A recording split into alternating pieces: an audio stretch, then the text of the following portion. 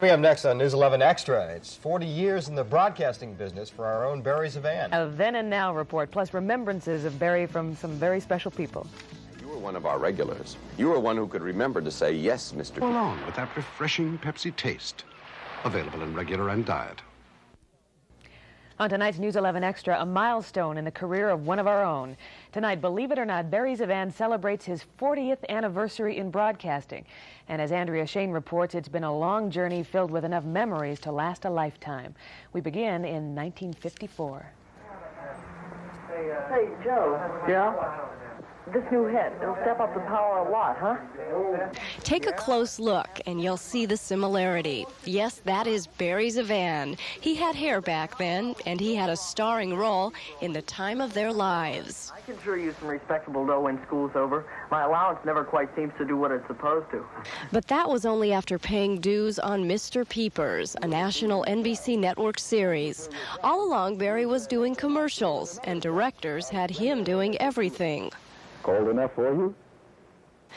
But soon, there would be a change in his life. I just got discouraged with the acting business. It was too competitive, and decided that a steady meal ticket would be broadcast. And that's when Barry got into television news and weather.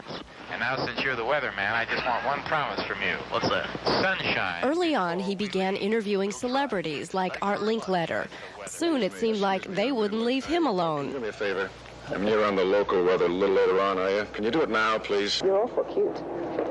I am? Barry ZeVan, the weatherman, has got a real nose for weather. And who would know better than me? Stars kept showing up on his weather set in Vegas. Yes. Summer squash is coming in real strong in Maumee, Ohio. All the water. Years would pass, and Barry would work in Honolulu, Seattle, and L.A., until finally he worked his way to Minneapolis and KSTP, where he became known as Barry ZeVan, the Weatherman. He would forecast there for 4 years before leaving for Washington and Detroit, where, among other things, he had his own talk show. And then Barry came back home. Where in '83 he ended up here, News 11. And from this newsroom, Barry ZeVan resumed his role as the weatherman. And Barry ZeVan, the weatherman. Very humble beginnings. I've had a chance to do things that I dreamed about, and I've gone beyond those dreams.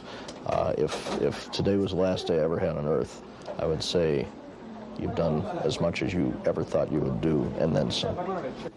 40 years later, and a few hairs less, Barry ZeVan is home to stay, and we give him 3 eyebrows and wish him 40 more years in front of the camera.